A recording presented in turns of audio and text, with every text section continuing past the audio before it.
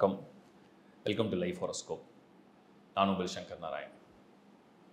நீங்கள் வந்து காம்போ கொடுத்துருங்க கேட்டீங்க. ஏப்ரல் மாத ராசி பலன் கேட்டீங்க. அப்புறம் மந்த்லி கொடுங்க, எல்லாம் கொடுங்க. நான் சனி கொடுத்தாச்சு. ராகுக்கு எது படுறது வந்து பிக் ஜாப் நான் தனித்தனியாக தான் பண்ண முடியும். இப்போதைக்கு நான் குரு பயிற்சியோடைய அந்த ராசி லக்னம் காம்போ கொடுத்துறேன். ஒரு சுபகிரகம் குரு எல்லாருக்கும் நல்லது பண்ணுவாரா? உங்களுக்கு நல்லது பண்ணுவாரா? உங்களுக்கு பணம் கொடுப்பாரா? கல்யாணம் பண்ணி கொடுப்பாரா? குழந்தை கொடுப்பாரா? ஏன்னா குரு தான் இந்த முக்கியமான இன்ஃப்ளூயன்ஸ். ஒரு மனுஷனுக்கு வந்து கல்யாண வாழ்க்கை நல்லா இருக்குன்னா குரு நல்லா இருந்தால் அந்த வாழ்க்கை சூப்பராக இருக்கும். கல்யாண வாழ்க்கை யாருக்கெல்லாம் சரியில்லையோ குரு சரி இருக்காது. அதே மாதிரி பொருளாதாரம் அப்ஸ் அண்ட் டவுன்ஸ் ஃபினான்ஷியலாக நீங்கள் ஃபேஸ் பண்ணுறீங்கன்னா குரு சரியா இல்லைன்னு அர்த்தம். குழந்தை பாக்கியம், குழந்தை பிறந்து இந்த குழந்தையுடைய வளர்ச்சி, இது எல்லாமே குருவை பேஸ் பண்ணி வர்றது தான். ஸோ அதனால் முக்கியமான 3 காரகத்தை வந்து குரு தான் ஹோல்ட் பண்ணுறார். அவர் பயிற்சி நடக்க போகுது. இப்போ மே மாதம் குரு பயிற்சி மிதுனத்தில் வரப்போகிறார். குரு என்ன செய்ய போகிறார், அது உங்கள் ராசிக்கு எப்படி இருக்குன்னு ஆல்ரெடி கொடுத்துட்டேன், ப்ரிடிக்ஷன் கொடுத்துட்டேன். அது அப்லோட் ஆகிடுச்சு, அதை பார்த்துருக்கீங்க. நான் இப்போ வந்து டீட்டெயிலாக உங்கள் லக்னம் உங்கள் தசாபுதியோட தொடர்பில் வரேன். கம்ப்ளீட்டாக பாருங்கள். www.lifehoroscope.in இந்த ஒரே ஒரு வெப்சைட் தான் நம்மளது. நான் எல்லா வாரமும் சொல்லிட்டு தான் இருக்கேன். இந்த முறை இன்னும் என்ன சொல்கிறேன்னா, லைஃப் ஹாரோஸ்கோப்ன்ற அந்த பர்டிகுலர் கீ வந்து அந்த வேர்டு கீ வந்து நிறைய பேர் பயன்படுத்த ஆரம்பிச்சிட்டாங்க. ஸோ எங்களுடைய வெப்சைட் வந்து www.lifehoroscope.in. அந்த வெப்சைட்டில் போனீங்கன்னா அது ஒரு நம்பர் இருக்கும். அது என்னோடய டீம் நம்பர். இன்னொன்று டிஸ்பிளே எடுத்துகிற நம்பர் தான் எங்களோட டீம் நம்பர். இது தவிர வேறு எந்த நம்பர்ஸும் எங்களோட நம்பர்ஸ் கிடையாது. இந்த சைட் தவிர வேறு எந்த சைட்லையும் நாங்கள் ப்ரொமோஷனும் பண்ணல, வேறு எந்த பெய்டு ப்ரொமோஷனும் பண்ணல, வேறு எந்த விதமான நாங்கள் வந்து அட்வர்டைஸ்மெண்ட்டும் பண்ணல, எதுவுமே பண்ணல. இது மட்டும் தான் இருக்குது. இதில் மட்டும்தான் இந்த சர்வீஸையும் ஆட் பண்ணி முடிஞ்ச அளவுக்கு பண்ணுறோம். எங்களுக்கு ஒரு செட் ஆஃப் ஆஸ்ட்ராலஜிஸும் இருக்காங்க. ஸோ சம் ஜூனியர்ஸ், நான் நல்லா ஒரு டீமாக ட்ரெயின் பண்ண ஜூனியர்ஸும் இருக்கும். அவங்கெல்லாம் வந்து உங்களுக்கு வந்து சப்போர்ட் அடிஷ்னலாக பண்ணுறதுக்கும் இருக்காங்க. ஸோ எல்லா சர்வீஸும் இருக்குது. அதனால் அதை கரெக்டாக பயன்படுத்திங்க. என்னுடைய தாழ்மையான வேண்டுகோள். சப்ஸ்கிரைப் பண்ணிங்க, உங்கள் நண்பர்களுக்கும் உறவுகளுக்கும் ஷேர் பண்ணுங்கள். இப்போ நம்ம குரு பயிற்சி ராசி லக்ன காம்போவை டீச்சலாக பார்க்கலாம். மேஷம் அப்படிங்கிற ராசியை பொறுத்த வரைக்கும் சேலஞ்சிங் பீரியட் தான், நான் இல்லைன்னு சொல்ல மாட்டேன். குரு ஃபேவராக இருக்காரா அப்படிங்கிறத நம்ம இந்த குருவுடைய ராசி லக்ன காம்போவில் பார்க்கலாம். ஏன்னா ஒரு மனிதனுக்கு வந்து வரக்கூடிய பிரச்சனைகளை, அவனுக்கு வரக்கூடிய இடையூறுகள், அவனுக்கு வரக்கூடிய போராட்டங்கள், அவனுக்கு வரக்கூடிய எதிர்ப்புகள், கஷ்டங்கள், கவலைகள், துன்பங்கள், துயரங்கள், வருத்தம், ஒரு பெயின், லைஃப்பில் வந்து ஒரு இழப்பு, தாங்க முடியாத ஒரு பாரம், மனவலி, இதெல்லாம் வந்து ஒருத்தன் சமாளிக்கிறான், ஒரு மனிதனால் ஃபேஸ் பண்ண முடியுது. ஒரு ஆண் அல்லது ஒரு பெண், நீங்கள் ஒரு பெண்ணாக கூட இருக்கலாம். மேஷம் வெளியே கூட நிறைய பேர் மேஷத்தில் பிறந்தவங்க சொல்ல முடியாத அளவுக்கு உள்ளுக்குள்ளே அழுவாங்க. ஏன்னா ரொம்ப ஒரு சூடு சொரணை அதிகமாக இருக்குதுன்னு சொல்கிறாங்க. அது மேஷத்துக்கு கொஞ்சம் அதிகம் உண்டு. எதையுமே பார்த்துக்கலாம், தாங்கிக்கலாம் அப்படிங்கிற ஒரு மன தைரியம், அது நிறைய பேர் நான் பார்த்துருக்கேன் மேஷமில். என் அனுபவத்தில் சொல்கிறேன், மேஷம் அப்படிங்கிற ராசியில் வலியை தாங்குறாங்களே தவிர அந்த வலியை மற்றவங்ககிட்ட சொல்லி அழுவுறதில்லை, கெஞ்சறதில்லை. ரொம்ப முடியாமல் அவங்க வெடிச்சா உண்டு. பட் மேஷம் எதையும் தாங்கும் இதயம் தான் நான் நினைக்கிறேன். அது அந்த மாதிரி ஒரு ராசி, அது கல் மாதிரி இருக்குது. இப்போ இந்த ராசியில் பிறந்த நீங்கள் இந்த முறை இந்த 7.5 சனி வருது. அதில் வந்து பலவிதமான போராட்டங்கள் லைஃப்பில் ஃபேஸ் பண்ண தான் போகிறீங்க. பட் துணிவே துணை அப்படிங்கிற மாதிரி உங்களோட தில்லு தான் உங்களை வந்து காப்பாற்றும். அதுதான் மேஷத்துக்கு ஒரு பெரிய பவர். குரு வந்து இந்த முறை 3rd ஹவுஸில் பொசிஷன் எடுக்கிறார். 3ஆம் இடத்து குரு அப்படிங்கிறது வந்து பொதுவாக குருன்றவர் வந்து ஒரு திக்பலம் அடைகிற கிரகம். திக்பலம் அடைகிற கிரகம்னா என்னென்னா, ஃபஸ்ட் ஹவுஸில் குரு இருந்தார்னா வெரி பவர்ஃபுல். ஃபஸ்ட் ஹவுஸில் குருன்னா என்ன, உங்கள் தலைனா மூளை, அறிவு. ஒரு அறிவாளி கிட்ட வந்து எல்லாரும் வந்து அடைக்கலம் தேடுவாங்க. ஏன்னா அறிவாளி எப்படியும் எல்லாரையும் காப்பாற்றக்கூடிய சக்தி யாருக்கு இருக்கும், ஒரு அறிவாளிக்கு இருக்கும். அதுதான் குரு திக்பலம் அடையிறது வந்து ஃபஸ்ட் ஹவுஸ். புதனுக்கும் அப்படி தான் திக்பலம், புத்தி கூர்மையான கிரகம் புதன். பட் இப்போ குரு மேஷத்துக்கு 3rd ஹவுஸ், சந்திரன் நிற்கிற இடம் தான் மேஷம். மேஷத்துலேருந்து 3rd ஹவுஸில் குரு போயிடுறாரு.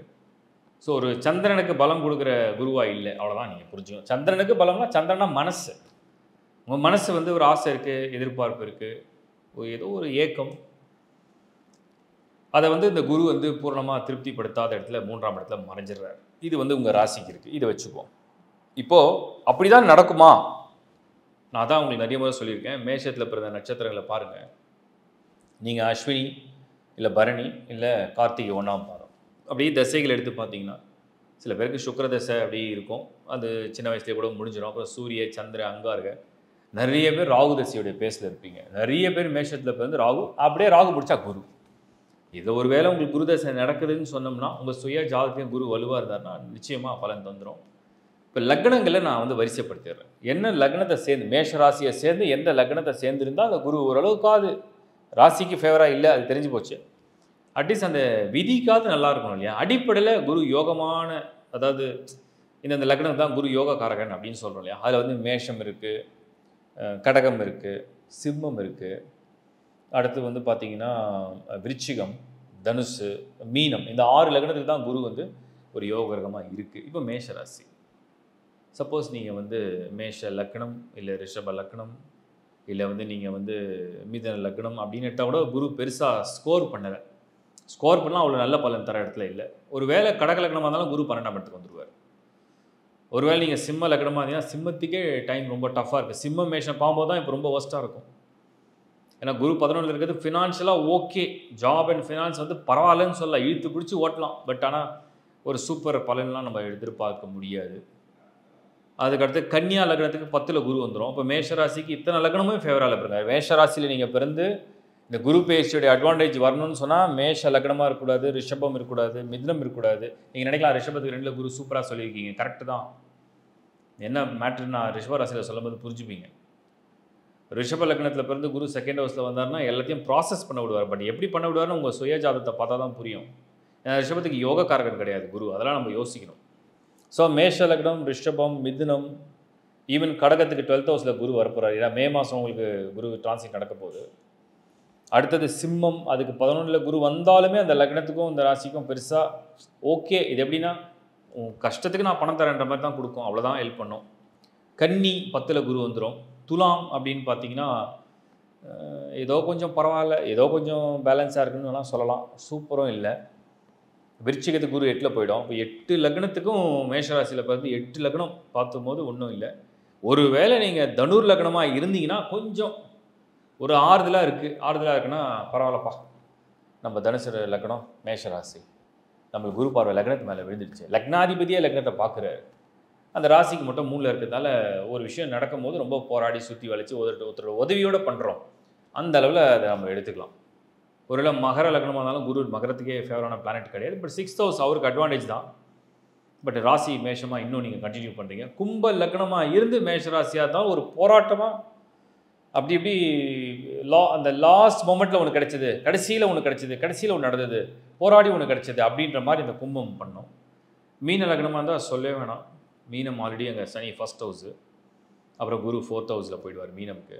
அப்போ வந்து நீங்கள் நல்லா புரிஞ்சுங்க, நீங்கள் மேஷராசியாக சேர்ந்துருந்தீங்கன்னா இந்த வருஷத்தில் சனி பயிற்சியும் சரி குரு பயிற்சியும் சரி உங்களுக்கு வந்து லாபகரமான இடத்துல அது இல்லை. முதல்ல இதை நீங்கள் கிளாரிட்டியோடு புரிஞ்சுங்க. சரி, நீங்கள் நினைக்கலாம் இதை சொல்கிறதுக்கு எதுக்கு நீங்கள் வரணும், அதான் நல்லாலும் எங்களுக்கே தெரியுது, இதுக்கு ஏதாவது வழி இருக்கா? வழி என்ன அப்படின்னா டிரான்சிட் வந்து ஒரு கால்குலேஷன் மாதிரி, அதுவாக நடக்கும்போது அது வழியை கொடுக்கும். இப்போ நான் என்ன சொல்ல முடியுது அப்படின்னா மேஷராசியை பொறுத்த வரைக்கும் இந்த சமயத்தில் பெரிய பெரிய பிளான் மட்டும் வச்சுக்காதீங்க. ஒரு இன்வெஸ்ட்மெண்ட்டை கொண்டு போய் மொத்தமாக கொட்ட போகிறீங்க, கடனை வாங்க போகிறீங்க, யூஜாக ஏதாவது ஃபினான்ஷியல் பிளான்லாம் போடுறீங்க, ஒரு திடீர்னு ட்ராவல் பண்ண போகிறீங்க, திடீர்னு ஒரு பிஸ்னஸ் ஆரம்பிக்கிறீங்க, சடனாக வந்து பெரிய ரிஸ்க் எதோ லைஃப்பில் எடுக்க போகிறீங்க. அது மேரேஜாக கூட இருக்கலாம், ஒரு கல்யாண விஷயமா இருக்கலாம், நீங்கள் ஒரு ரிலேஷன்ஷிப்பில் இருக்கலாம். சடனாக நான் வந்து அட்டமாக நின்று நான் கல்யாணம் பண்ணியே தீருவேன் அப்படின்னு கொஞ்சம் யோசிங்கன்னு தான் சொல்கிறேன். கொஞ்சம் டைம் எடுத்து யோசிங்க. இது மட்டும் தான் நான் சொல்ல முடியுது. ஸோ குரு வந்து 3ஆம் இடத்துக்கு போயிட்டாருன்னா உங்களுக்கு நீங்கள் எதிர்பார்க்குற சுபமான பலன்களை உங்களுக்கு முன்னாடி கொண்டு வந்து நிறுத்த மாட்டார். எல்லாமே ஒரே பிரச்சனை கொடுத்து அப்புறம் கடந்து போகிற மாதிரி இருக்குது. இதுதான் பாயிண்ட். சனி ஆல்ரெடி அங்கே 12th ஹவுஸில் இருக்குது. ஸோ குரு பேச்சுடைய ராசி லக்னம் காம்போல மேஷ ராசியை சேர்ந்து நீங்கள் எந்த லக்னம் எடுத்தாலுமே அதில் 2-3 தான் கொஞ்சம் உங்களுக்கு ஆதரிக்கிற மாதிரி இருக்குது. அதில் ஒன்று சிம்மம், ஃபினான்ஷியலாக பரவாயில்லன்னு சொல்கிறேன். துலாம் ஓகே, ஏதோ ஓட்டிடலாம், அப்படியே தள்ளிடலான்னு வச்சுங்க. அப்புறம் தனுசு வந்து கொஞ்சம் போராடி ஒன்று நடக்குதுன்னு சொல்லலாம். கும்பம் வந்து லாஸ்ட் மூமெண்ட் தான். மீதி எல்லாமே ரொம்ப சுமாராக இருக்குது, ரொம்ப ஆவரேஜ் தான் இருக்குது. இப்படி தான் இருக்குது. Best wishes. இப்போ நீங்கள் பார்த்தது ஒரு ஜென்ரலான ஒரு பலன் தான். நான் வந்து அந்த ராசி லக்னம் காம்போலாம் நான் கொடுத்துருக்கேன். நீங்கள் என்ன லக்னம், என்ன ராசி, என்ன நட்சத்திரம் நீங்கள் தெரிஞ்சுக்கிறது அது உங்களுடைய அடிப்படையான கடமை. அடிப்படையான கடமைன்னா நீங்கள் அஸ்ட்ராலஜியை வந்து ஃபாலோ பண்ணுறீங்க, நம்புறீங்க, ஹாரோஸ்கோப்னு ஒன்று இருக்குன்ற நம்புறீங்க, பிளானட்டோட இன்ஃப்ளூயன்ஸை நம்புறீங்க, நீங்கள் கோயிலில் போய் உங்கள் பேரில் அர்ச்சனை பண்ணுறீங்க, நீங்கள் பிரார்த்தனை பண்ணுறீங்க, நீங்கள் நல்ல நாள் பார்த்து தான் கல்யாணம் பண்ணுறீங்க, நீங்கள் நல்ல நாள் பார்த்து தான் குழந்தைக்கு பேர் வைக்கிறீங்க, நீங்கள் நல்ல நாள் முகூர்த்தம் குறித்து தான் ஒரு சுபகாரியம் செய்கிறீங்க, வீடு கிரகப்பிரவேசம் செய்கிறீங்க, நீங்கள் ஒரு நல்ல நாள் பார்த்தா ஒரு கார் வந்து டெலிவரி எடுக்கிறீங்க, இல்லை நீங்கள் குழந்தை கூட இப்போ வந்து நிறைய பேர் நார்மல் டெலிவரி இல்லை சிசேரியன் தான் பண்ணணும் டாக்டர் சொன்ன உடனே என்ன பண்ணுறீங்க, அதுக்கு நாள் தேடுறீங்க. எல்லாமே நீங்கள் ஒரு நல்ல நாளை ஏன் சூஸ் பண்ணுறீங்க? உங்களுக்கு ஏதோ ஒரு நம்பிக்கை இருக்குது. ஏன்னா எல்லாருக்கும் அந்த நம்பிக்கை அஸ்ட்ராலஜியில் இருக்கோ இல்லையோ, நமக்கு எதுவும் கெடுதல் நடந்துடக்கூடாதுன்ற நம்பிக்கை இருக்குது. தப்பு இல்லை, எல்லா மனுஷருக்கும் ஒரு நல்லது நடக்கணும்னு தான் எல்லாருக்கும் ஒரு எண்ணம். எனக்கும் அந்த எண்ணம் இருக்குது. அப்போ நீங்கள் வந்து அடிப்படையை உங்களை பற்றி நீங்கள் தெரிஞ்சுக்கணும் இல்லையா? அது என்ன ஒரு 2 நிமிஷம். நீங்கள் என்ன ராசி, நீங்கள் என்ன நட்சத்திரம், நீங்கள் என்ன நாள் பிறந்தீங்க தெரிஞ்சுக்கலாம், தப்பு இல்லை. இதை தெரிஞ்சுக்கிட்டா நீங்கள் வந்து ஒவ்வொரு வாட்டியும் ஒரு வீடியோ பார்க்கும்போது உங்களை வந்து கம்பைன் பண்ணலாம். இதை விட இன்னும் ஒரே ஒரு படி மேலே போகலாம். கொஞ்சம் தசா புத்தி, நமக்கு என்ன தசை நடக்குது, ரொம்ப சிம்பிளுங்க. அது தசா கால்குலேஷன் சொல்லிட்டு நான் ஒரு வீடியோ அதுக்கு லேர்ன் ஆஸ்ட்ரோவில் தனியாக பண்ணியிருக்கேன். தசா கால்குலேஷன் வீடியோஸில் எந்த நட்சத்திரத்தில் பார்த்தா எத்தனை ஆண்டு காலம் தசை நடக்கும், அதுக்கு அடுத்து என்ன தசை நடக்கும், அதுக்கு அடுத்து என்ன தசை நடக்கும்ன்றதை கிளியராக நான் கொடுத்துருக்கேன். அது ரொம்ப சிம்பிளாக எளிமையாக புரிஞ்சுக்கிற ஒரு வீடியோ. உங்கள் ஹாரோஸ்கோப் என்ன, உங்களுக்கு வந்து சுக்கரன்னா என்ன, உங்களுக்கு வந்து ஒரு லவ் லைஃப் எப்படி இருக்கும், ஃபைனான்ஷியலாக லக்ஸரி லைஃப் எப்படி இருக்கும், அது சுக்கரன் நல்லா இருக்கா, ஈஸி. சனி எப்படி இருக்கார், நமக்கு ஆயில் எப்படி இருக்குது, ஆரோக்கியம் எப்படி இருக்குது, சனி எப்படி, நம்ம வருத்தப்பட்டு வாழ்வோமா சந்தோஷமாக வாழ்வோமா, சனியை செக் பண்ணிட்டா முடிஞ்சு போச்சு. குரு எப்படி இருக்கார், நம்ம குடும்ப வாழ்க்கை நல்லபடியாக இருக்குமா, நமக்கு பிறக்கிற குழந்தைகள் நல்லபடியாக இருப்பாங்களா, அவங்க வாழ்க்கை நல்லா இருக்குமா, அவங்கள பார்த்து நம்ம சந்தோஷப்படுவோமா, அந்த குரு அது காமிக்கும். அதுக்கடுத்தது உங்களோட பொருளாதார வளர்ச்சி. நான் வந்து எங்கள் அப்பா வந்து ஒரு சாதாரண லெவலில் இருந்தார், மிடில் கிளாஸ். நான் அதை விட ஒரு கிளாஸ் மேலே வருவேனான்னு யார் சொல்லுவோம், குரு தான் சொல்வார். வளர்ச்சி அடைய போறியா, வீழ்ச்சி அடைய போறியா, குரு காமிக்கும். அதுக்கடுத்தது நீங்கள் செக் பண்ண வேண்டியது புதன். புத்தி கூர்மையாக இருப்பீங்களா, புத்திசாலியாக இருப்பீங்களா, அட்லீஸ்ட் நீங்கள் புத்திசாலியாக பிறக்க வேணாம், புத்தி உள்ள மனிதர்கிட்ட நீங்கள் கற்றுக்கலாமே, அவங்க சொல்கிறத கேட்டுக்கலாமே, அவங்க சொல்கிறத கற்றுக்கலாமே, அது யார் காமிப்பா, புதன் தான் சொல்வார். அப்போ புதன் எங்கே எப்படி இருக்கார். சூரியன், ஒரு ஆற்றலோடு இருப்பீங்களா, எனர்ஜியோடு இருப்பீங்களா, ஒரு சக்திசாலியாக நீங்கள் யார், உங்களுடைய பரம்பரை என்ன, நீங்கள் எதுக்காக ஜனனேட், உங்கள் கர்மா என்ன அப்படிங்கிற சூரியன் வந்து ஓரளவுக்கு மெசேஜை கொடுத்துரும்.